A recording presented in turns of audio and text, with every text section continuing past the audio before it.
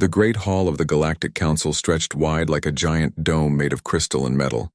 Thousands of different alien beings sat in their special chairs, each one designed for their unique body shapes. Some had tentacles that wiggled when they spoke. Others had wings that fluttered with anger. A few had multiple heads that argued with each other. At the center of the hall stood a tall blue creature called Ambassador Velthar. His skin looked like glass that had been polished until it shined. His 3 eyes glowed red with frustration as he looked at the empty seat marked with a small blue and green symbol. The symbol showed a planet called Earth. "This is the 15th time," Velthar said, his voice echoing through the hall. 15 times we have sent messages to the humans. 15 times they have ignored us." A creature with purple fur and too many teeth clicked its claws on the table. "Perhaps they did not receive our messages." "They received them," said another alien with metal parts replacing half of its body. "Our scanners show they read every single message we sent. They just choose not to answer." The empty chair seemed to mock them all. It had been placed there 3 years ago when the Galactic Council first discovered Earth. The planet was small, but its people had technology that impressed even the oldest races in the galaxy. They had nuclear power, space travel, and weapons that could destroy entire cities. Most importantly, they had something the Council wanted: a perfect location for a military base. Earth sat at the edge of several important trade routes. Ships carrying valuable goods passed near the planet every day. The Council needed a military station there to protect their merchant vessels from pirates and raiders. They had decided that humans would provide this service whether they wanted to or not, but first they had to bring the humans into the Council. It was a tradition. New species always joined the Council before they could serve the greater galactic community. The humans, however, seemed to have different ideas. Far away on a moon called Luna, Dr. Kim Dae-ho sat in front of dozens of computer screens. Each screen showed different alien messages and transmissions. He had been reading alien communications for 3 years now. What he learned made his stomach feel sick. The aliens did not want to be friends with humans. They wanted to use Earth as their military base. They talked about humans like they were animals that needed to be trained. The messages spoke of corrective measures and proper integration and necessary discipline. Dr. Park Soo-jin walked into the room carrying a cup of hot coffee. She was Kim's best friend and fellow scientist. Her job was to track alien ship movements using powerful telescopes hidden on the dark side of the moon. "The hegemony fleet is moving again," she said, sitting down next to Kim. 300 ships heading toward the outer edge of our solar system. Kim looked at the new data on his screen. The alien ships were getting closer to Earth every month. At first, they stayed far away, sending polite messages about friendship and cooperation. But as the months passed and humans continued to ignore them, the messages became less polite. The latest message had arrived just yesterday. It was not a request anymore. It was a demand. The Hegemony Council, the most powerful group of alien races, had given Earth one final chance to join them peacefully. If humans refused again, they would send ships to force them to comply. "They think we are children," Park said, shaking her head. "They think we will be scared and do whatever they want." Kim scrolled through more messages. He had learned to read several alien languages over the past 3 years. Most of what he read made him angry.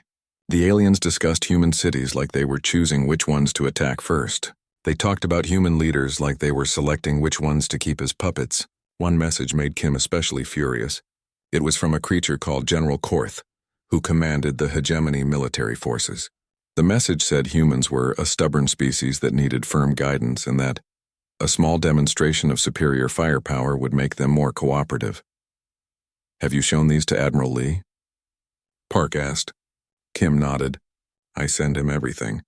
Every threat, every insult, every plan they make. He forwards them to the government leaders on Earth. Admiral Lee Taeman was the head of Earth's secret space defense program. Most humans did not know the program existed. For 3 years, while aliens sent threatening messages, Earth had been preparing for war. Deep under the desert in a place called Gobi, Admiral Lee sat in a room filled with computers and communication equipment. The walls showed maps of the solar system with tiny dots representing ships and space stations.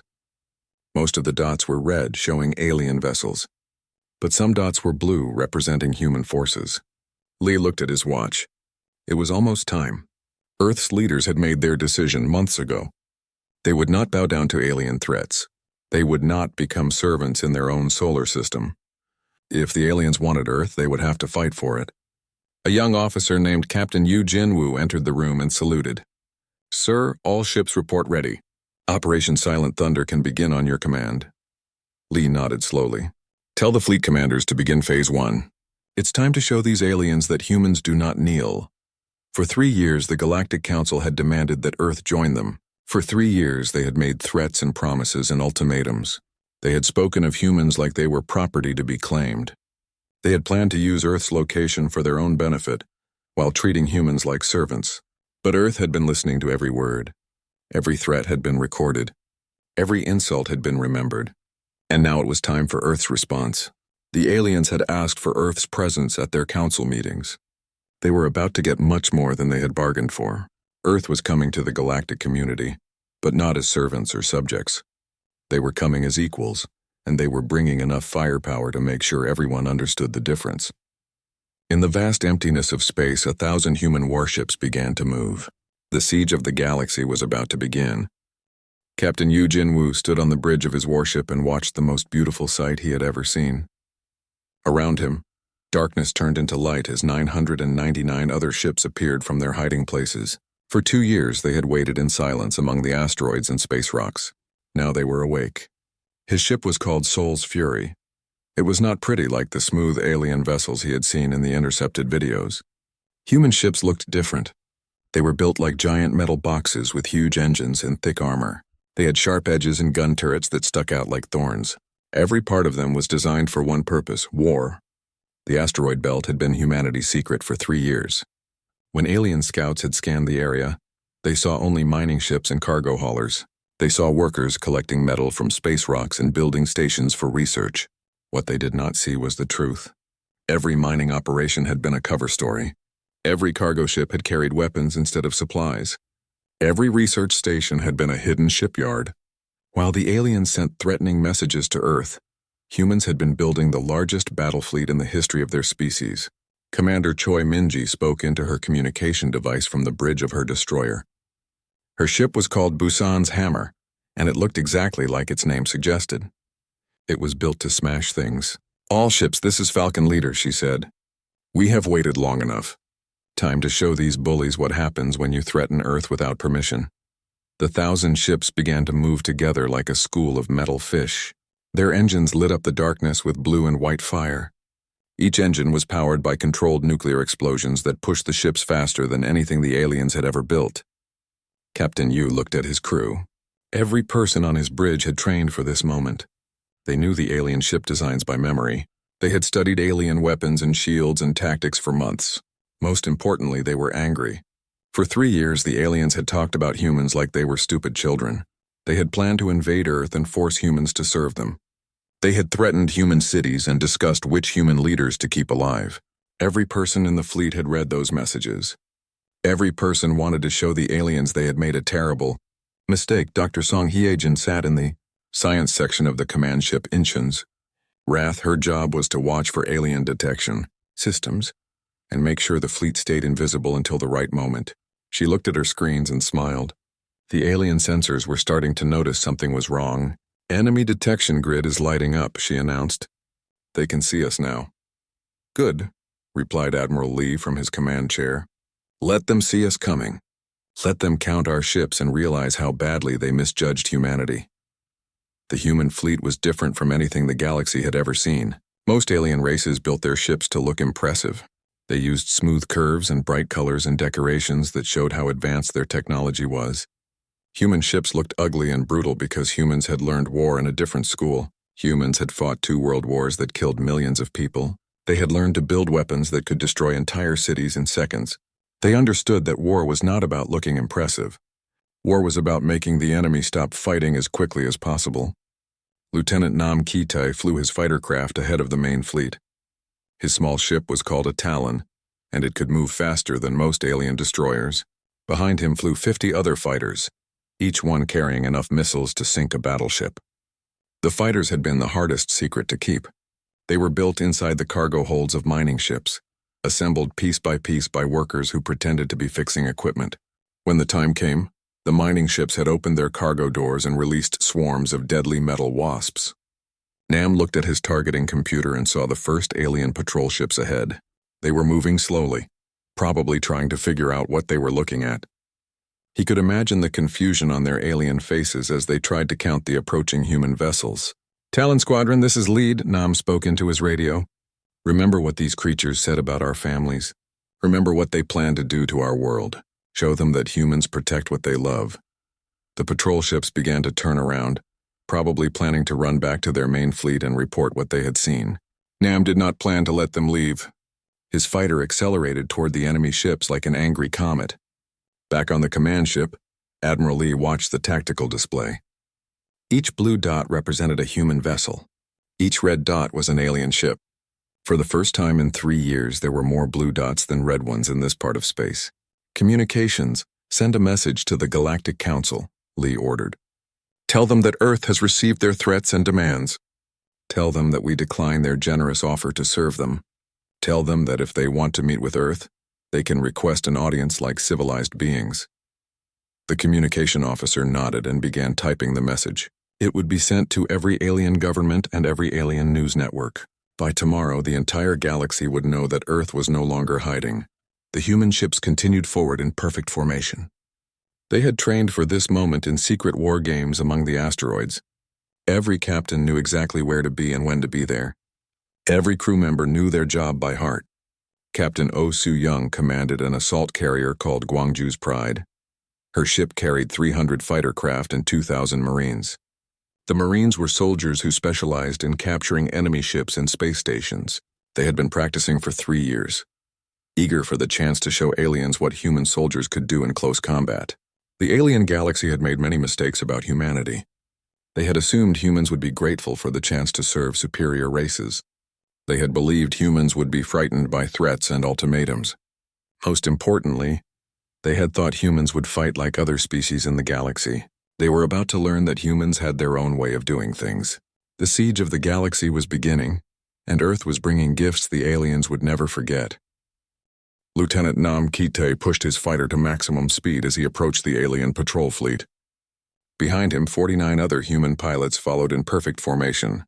Ahead of them, 12 alien ships hung in space like sleeping giants, their hulls gleaming with energy shields that sparkled blue and purple in the starlight. The alien commander aboard the lead ship was called Captain Vextar. He had served in the Hegemony Navy for 30 years and had never lost a battle. His ship was 3 times larger than the small human fighters approaching him, and his weapons could destroy a city. He felt confident as he watched the tiny Earth vessels coming closer. "Small ships," Vextar said to his crew. "Probably scouts. We will capture a few and send the rest running back to their planet in fear." He had no idea he was about to become the first alien officer to die in humanity's war. Nam looked at his targeting computer. For 3 years, Earth scientists had studied every alien ship design they could find. They had learned about alien shields and weapons and weak points. Most importantly, they had discovered that aliens had never fought anyone who used kinetic weapons. Kinetic weapons were simple. Instead of using energy beams or plasma bolts, they fired solid objects at very high speeds. A piece of metal moving fast enough could punch through any shield and destroy any ship. It was an old human idea that aliens had never encountered. "Talon Squadron, this is Led," Nam spoke into his radio. "Target their shield generators first, then their engines. Show them what human engineering can do." The first alien ship fired its energy weapons at the approaching fighters. Bright red beams lanced through space, but the human ships were too small and too fast. They dodged between the energy bolts like dancers avoiding raindrops. Nam's fighter reached firing range first. He pressed his trigger and felt his ship shake as a tungsten rod shot out at incredible speed. The rod was only as thick as his thumb, but it was moving so fast that when it hit the alien ship's shield generator, it went through the energy barrier like it was made of air. The alien shield flickered and died. A second later, 49 more tungsten rods slammed into the ship's hull. The mighty alien vessel, which had intimidated dozens of species across the galaxy, broke apart like a toy hit by a hammer. Captain Vextar had exactly 3 seconds to understand what had happened before his ship exploded around him. His last thought was confusion about how such small weapons could destroy his powerful vessel so easily. The other alien ships tried to turn and run, but human fighters were faster. Lieutenant Kim Soo-ho caught the second ship with a spread of missiles that tore through its engines. Ensign Park Ye-jin destroyed the third ship with a perfectly aimed shot to its reactor core. In 10 minutes, the entire alien patrol fleet was destroyed. Not a single human fighter had been damaged. Captain Oh Soo-young watched the battle from the bridge of her assault carrier Gwangju's Pride. Her ship was much larger than the fighters, but it could launch hundreds of them at once. As the last alien patrol ship exploded, she gave orders to her launch crews. "Deploy all fighter squadrons," she commanded. "Target the enemy supply convoys in sectors 7 through 12. Time to show them that threatening Earth has consequences." 300 fighters streamed out of her ship like angry hornets. Each squadron had a different target: alien supply ships, communication stations, and military outposts. For 3 years, the aliens had built up their forces near Earth's solar system. Now those forces would learn what it meant to face human military doctrine. Human military doctrine was simple. If someone threatened you, you hit them harder than they could hit you. If they had 1 ship, you brought 10. If they had 100 soldiers, you brought 1,000. Most importantly, you never gave the enemy time to recover from their mistakes. Commander Lee So-young led her destroyer squadron toward a hegemony supply depot orbiting a small moon. The depot was enormous, filled with food, fuel, and weapons for the alien fleet. It was protected by 6 warships and a fortress that could destroy entire planets. The aliens thought their fortress was safe because it had the most powerful shields in the galaxy. They were wrong. Human ships did not rely on energy weapons that could be stopped by shields. They used missiles with nuclear warheads and railguns that fired metal slugs at tremendous speeds. "All ships, this is Hammer Lead," Lee announced. "Target the station's reactor complex. 1 good hit should turn that fortress into the biggest fireworks show in the sector." The human destroyers opened fire together. Dozens of missiles streaked toward the alien station, while railgun projectiles followed behind them. The alien shields flared and sparkled as they tried to stop the incoming weapons, but kinetic energy was different from the laser weapons they were designed to handle. The first missile to break through the shields carried a 50-megaton nuclear warhead. When it detonated inside the station's reactor room, the explosion could be seen from 3 star systems away. The alien fortress simply ceased to exist, taking 6 escort ships and 10,000 alien soldiers with it. News of the attack spread through alien communication networks faster than the human ships could destroy them. Within hours, every alien commander in the sector knew that Earth had revealed its true strength.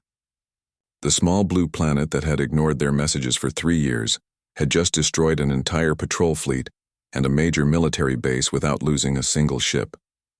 On the bridge of his command ship, Admiral Lee Taemin read the reports with satisfaction.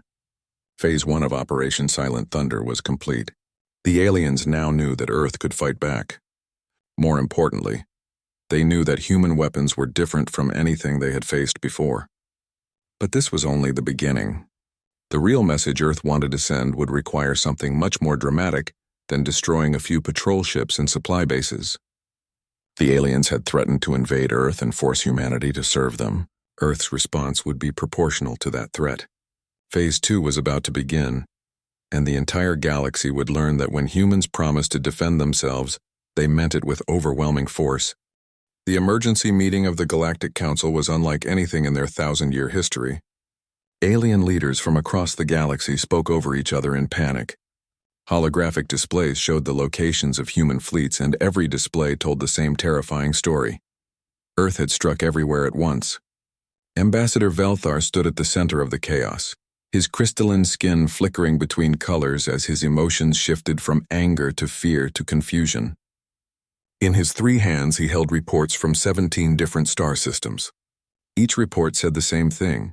Human warships had appeared without warning and taken control of key locations.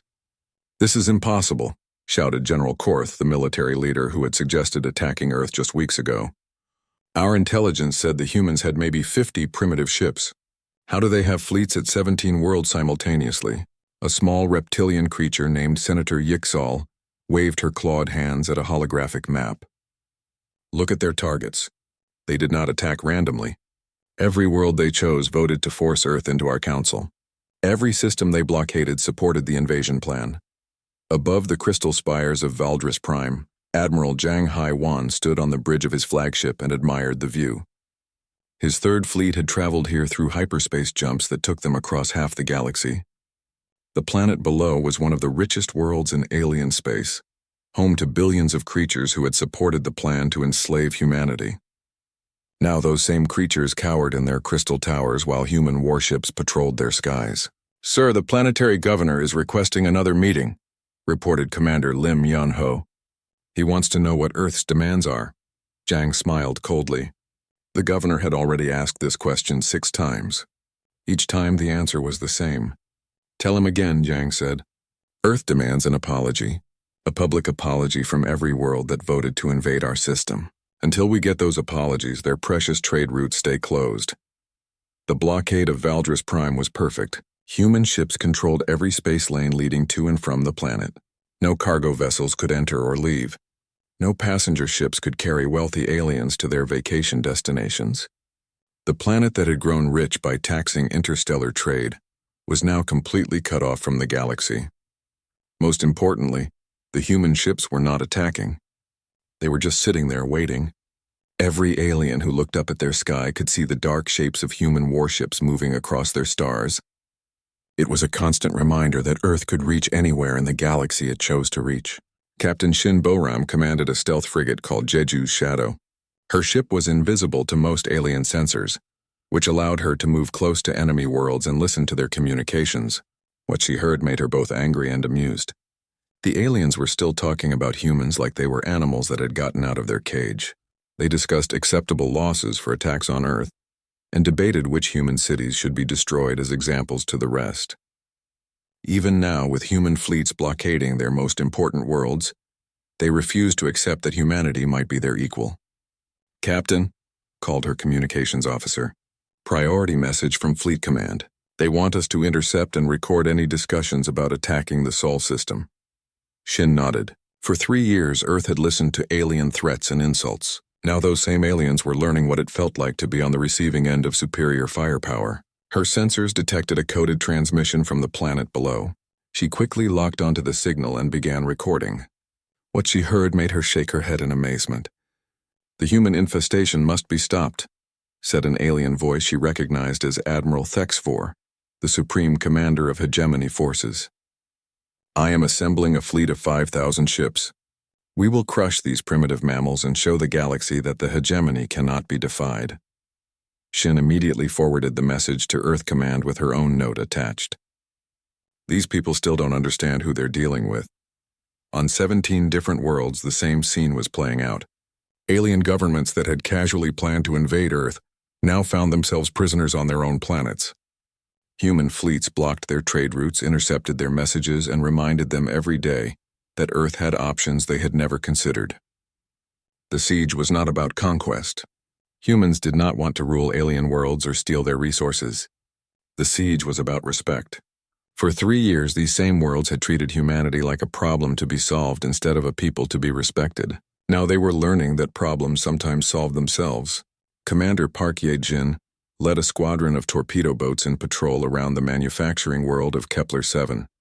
The planet's factories produced weapons for half the alien military forces in the galaxy.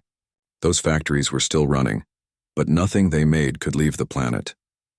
Thousands of warships sat in orbital shipyards, complete but trapped. "Ma'am," called her sensor operator, detecting 3 alien cruisers trying to break through the blockade at Vector 77 Mark IV. Park checked her tactical display. The alien ships were moving fast, probably hoping to punch through the human perimeter and escape to hyperspace. They were about to learn that human torpedo boats were much more dangerous than they looked. "All boats, this is Wolf Leader," Park announced. "Target the lead cruiser's engines. Let's show them why running away is not an option." 18 human torpedo boats opened fire simultaneously. Their weapons were not the massive railguns carried by larger ships, but smaller kinetic missiles designed for precision strikes. The lead alien cruiser's engines exploded in brilliant flashes as dozens of projectiles tore through its propulsion systems. The other 2 cruisers immediately stopped trying to run. Their captains had finally understood that the small human ships surrounding their world were not there for decoration. All across the galaxy, the message was becoming clear. Earth had not chosen to ignore the Galactic Council because humans were primitive or stubborn. They had chosen to ignore it because they were strong enough to make their own decisions about their future. The siege continued, and every day that passed made the lesson clearer. Respect was not something that could be demanded or taken by force. It had to be earned, and Earth was teaching the galaxy exactly how that process worked.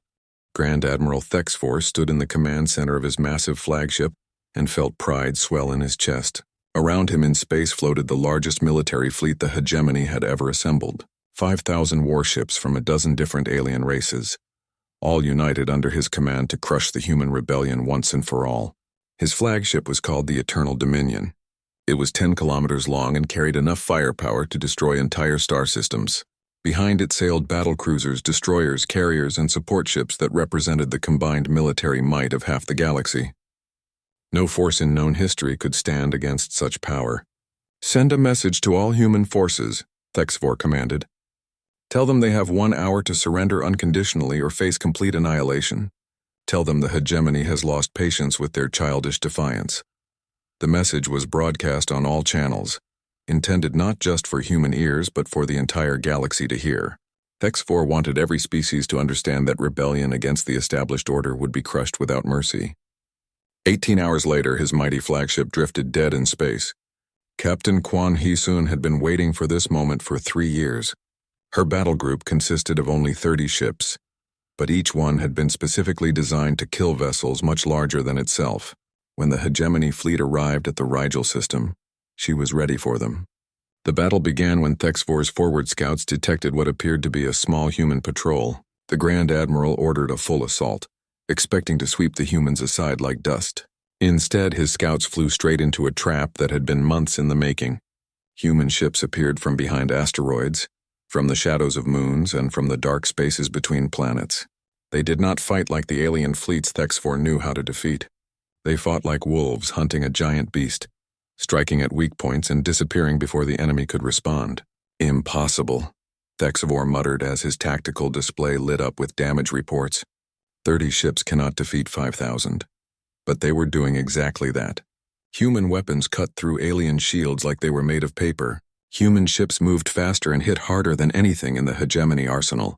Most importantly, human tactics were completely different from anything the aliens had prepared for. Instead of meeting the alien fleet in a traditional battle, the humans used hit-and-run attacks. They would strike a target, destroy it, and vanish before reinforcements could arrive. They targeted command ships, communication relays, and supply vessels. Within hours, the mighty hegemony fleet was deaf, blind, and running out of fuel. Captain Quan's ship, the Incheon's Vengeance, led the final assault on Thexvor's flagship. The Eternal Dominion was a mighty vessel, but it had been designed to fight other aliens who used energy weapons and traditional battle formations. It was not prepared for human ingenuity.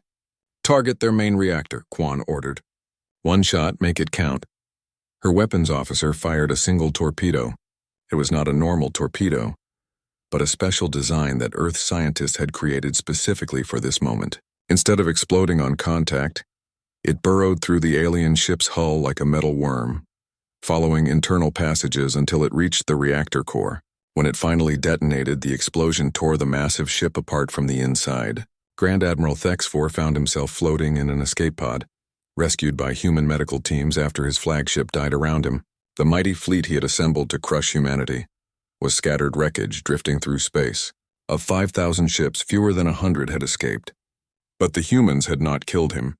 They could have easily destroyed his escape pod, but instead they had saved his life and the lives of his surviving crews. Now he sat in a small rescue ship, trying to understand what had just happened. A human officer entered his temporary quarters.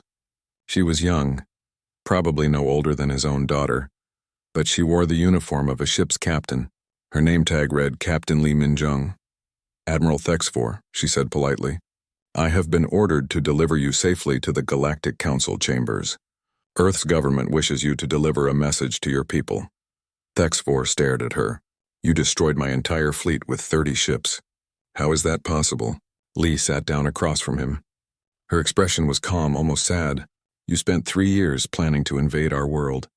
Did you think we spent those 3 years sitting quietly and waiting for you?" The truth was more devastating than the military defeat. While the aliens had made speeches and sent threatening messages, humans had been preparing for war. Every alien tactic had been studied. Every alien weakness had been catalogued. Every alien ship design had been analyzed and countered. Most importantly, humans had remembered something that the galaxy seemed to have forgotten. The best way to win a war was to avoid fighting a fair one. Your people called us primitive, Lee continued. You planned to teach us our place in your galactic order. But you never asked if we wanted to be part of your order. You never considered that we might have our own ideas about our future. President Moon Jae-in's message to the galaxy was broadcast from the bridge of Earth's most powerful warship. The Soul's Promise was a super dreadnought that made even the destroyed Eternal Dominion look small. It hung in space near the battle site, surrounded by the wreckage of Thexvor's fleet. People of the galaxy, Moon began, his voice carrying to every world with a communication system. Earth did not choose to be isolated from your community. You chose to treat us as subjects before we were even citizens. You planned to invade our world and force us to serve your interests. The president paused, letting his words sink in across 1,000 star systems. We are not your enemies, he continued. But we are not your servants either. We are your equals, whether you choose to acknowledge that fact or not. If you want humanity at your negotiating table, you ask politely, you do not threaten our families, plan attacks on our cities, or assume you can force us to obey. The message was clear and simple. Earth was not asking for permission to exist. They were stating a fact about reality that the galaxy could either accept or continue to fight against. The wreckage floating around the Soul's Promise showed what happened to those who chose to fight. The siege of 17 worlds continued. Human fleets maintained their blockades, waiting for the apologies that Earth had demanded. But now those fleets had a different meaning. They were no longer just a demonstration of human military power. They were a promise that humanity would defend itself against anyone who refused to treat them with respect. Grand Admiral Thexvor was delivered to the Galactic Council chambers exactly as promised. He carried with him the names of every alien officer who had died in his failed attack, along with Earth's condolences to their families. The message was both an apology and a warning. Humans did not enjoy killing, but they were very good at it when necessary. The Galactic Council chambers had never been so quiet. 3 months after the siege began, alien leaders from across the galaxy sat in their special chairs and tried not to look at the human delegation. Ambassador Yoon Seok-jin sat in Earth's chair for the first time, flanked by 6 human Marines whose dress uniforms somehow managed to look both diplomatic and threatening. Behind the ambassador stood General Cho Jae-hwan, the commander of all human space forces. His presence was a reminder that Earth's military strength was not just for show. Every alien in the chamber knew that human warships were still blockading 17 worlds, waiting patiently for the respect that Earth had demanded. The Zephyrian delegation sat in the far corner, their feathered bodies pressed against their chairs as if they were trying to disappear. They had been the most vocal supporters of the invasion plan, and their homeworld was still surrounded by human destroyers. Every time a human officer moved too quickly, the Zephyrians jumped like frightened birds. Ambassador Yoon stood and looked around the chamber. The same aliens who had spent 3 years discussing humanity like they were misbehaving pets now watched him with careful attention. Fear, he had learned, was indeed an excellent teacher.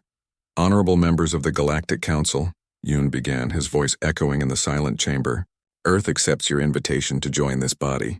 We come here as equals, ready to participate in the governance of galactic society. A ripple of nervous movement passed through the alien delegates. The word equals had not been used in discussions about humanity before this moment. Previous conversations had focused on humanity's proper role in serving more advanced species. Senator Yixal, the small reptilian who had first recognized the pattern in human attacks, slowly raised one clawed hand. Ambassador Yoon, what are Earth's terms for ending the blockades of our worlds? Yoon smiled, but his expression was not entirely friendly. The terms are the same as they were 3 months ago.